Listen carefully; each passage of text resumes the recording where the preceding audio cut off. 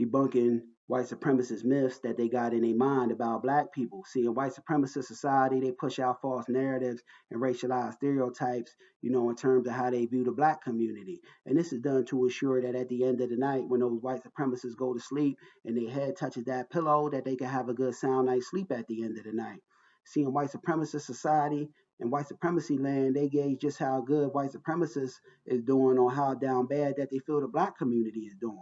It's full of preconceived notions, fantasies, and them doing whatever it takes to avoid coming to terms with the realization of those low birth rates and them being melanin deficient, and the fear of them having a genetic annihilation. They insulate themselves, and they feel that this is protecting their people, although, it's not right, nor do I agree with it. This is all, in all actuality, they do whatever it takes to insulate themselves and their people, and white supremacists also love to play a game of, well, what about, black fathers being absent from the homes? There ain't no black fathers sticking around and raising their kid. When just the opposite is true. There's a lot of brothers that are around and raising their kids. It's just these statistics go unreported, and they build it and edifying their kid in a positive direction so they can grow up and be a productive member of society. I'm convinced that there's more white fatherlessness and white fathers not being there for their kids, but this kind of stuff don't get reported in favor of showing black people in an unjust way. And if for some reason there were some black fathers that weren't sticking around and raising their kids, a lot of our so-called crimes are done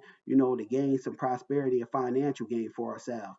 Although I don't agree with selling drugs, there's a good bit of brothers, in jail for, just trying to provide, selling drugs, going down that route, which I don't agree with, to provide for them themselves and their family.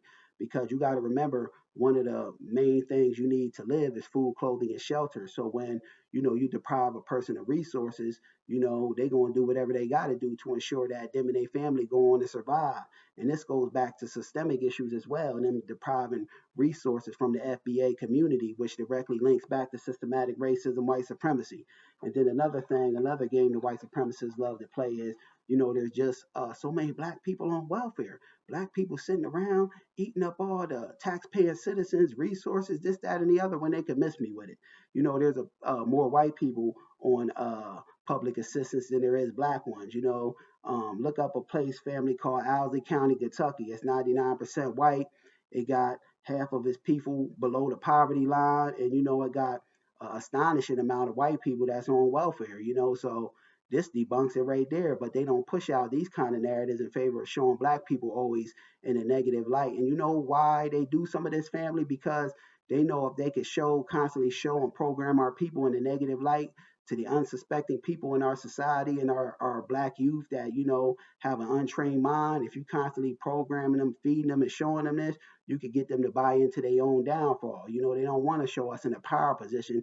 Everything in this society is designed to say white is right, if you ask me. And then the white supremacists, they love to play a game, with themselves and say it's just so much black on black crime. What about black people killing one another? And although, we might have some so-called black crime to a certain degree, but this goes back to systematic racism, white supremacy as well. Because white supremacists come in and deny resources and aid to a community and to its people, what you expect to happen? And there's more white on white crime, I'm also convinced, than there is black on black crime. It's just black on black crime gets propagated more through design, because they want us to buy into that aspect, and they want us to take on a mindset to where, though we harm our people, they don't want us to come in unity. And I'm not trying to downplay you know the role of some of our people may be out there harming people, but this ain't the bulk of FBA society. And to those people that are doing this nonsense, they need to get on code and come in unity with their people and stop, destroying the community, if you ask me. But, we can't never negate the hidden hand of white supremacy, where white supremacy plays in things, because the white supremacists come in and they deny the community and the people of resources and aid. What the hell do they expect to happen? You could take a brother, for example, you'll have a brother going to get a job or trying to start his own business and do things the right way. Then they, block him and put so much barriers for him to jump over, or just sabotage him altogether. Then that same brother, gets tired of it, takes matters into his own hands to ensure that him and his family could eat, and have food, clothing, and shelter, the basic necessities of life. And then they lock that brother up, profit off of him that way, and just say he was the worst thing since rice pudding. He was bad since coming out of the womb. And I don't rock with that. And we can't negate the hand in hand of white supremacy family.